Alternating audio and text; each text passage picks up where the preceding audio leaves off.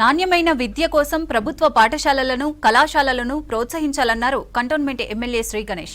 కాలేజీల అభివృద్ధికి, విద్యార్థులకు అవసరమైన తరగతి గదుల నిర్మాణానికి ప్రభుత్వం నుంచి నిధులు మంజూరు చేస్తామని చెప్పారు. సికింద్రాబాద్ కంటోన్మెంట్లో ప్రజాపాలన ప్రగతి ప్రణాళిక కార్యక్రమంలో విద్యా వారోత్సవాల పోస్టర్ ఆవిష్కరించారు ఎమ్మెల్యే.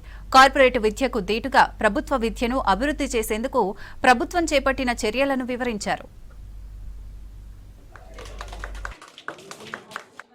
ఏ విధంగా అయితే సదుపాయాలు ఉన్నాయో అదే మాదిరిగా గవర్నమెంట్ స్కూల్స్ కావచ్చు, గవర్నమెంట్ కాలేజీలలో కూడా ప్రతి ఒక్కటి ఉండాలనే ఆలోచనతో చిన్నగా గుర్తు చేస్తున్న ఇక్కడ ఉన్న స్టూడెంట్స్ అందరికీ, ఇక్కడ ఉన్న లీడర్స్ కి, రిపోర్టర్ ద్వారా నేను అందరు తెలపాలనుకుంది ఏంటంటే 10 సంవత్సరాల్లో కేజీ టు పీజీ అని చెప్పారు, కానీ ఏనాడు అలాంటి దానికి ఒక స్టెప్స్ వేయలేదు. కేవలం ఓట్ బ్యాంక్ రాజకీయం చేశారు. కానీ మన భూమి ఎడ్యుకేషన్ లేకుంటే వాళ్ళకి నాలెడ్జ్ ఉండదు, ఇన్ఫర్మేషన్ ఉండదు, సక్సెస్ ఉండదు. కావున ఎడ్యుకేషన్ ఈజ్ బేసిక్. మనం ఆ వసతులు కేటాయించాలి, స్కూల్స్ ని డెవలప్మెంట్ చేయాలి, కాలేజీలను డెవలప్మెంట్ చేయాలి.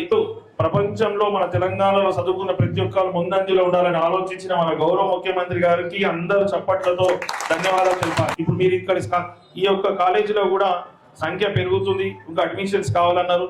ఇక్కడ నుంచి వెళ్ళగానే ఇమీడియట్ గా నేను కమిషనర్ గారితో మాట్లాడి ఈ మీడియా ద్వారా మీ లెక్చరర్స్ కంతా, స్టూడెంట్స్ కంతా ఒక రిక్వెస్ట్, నేను ఏదైతే మాట్లాడుతున్నానో దీంట్లో ఇంపార్టెంట్ పాయింట్స్ ఏదైతే ఉందో మీరు కూడా ప్రతి కాలేజ్కి, నా కంటోన్మెంట్ ఉన్న కాలేజ్ స్కూల్స్ వాళ్ళు తెలపాలి.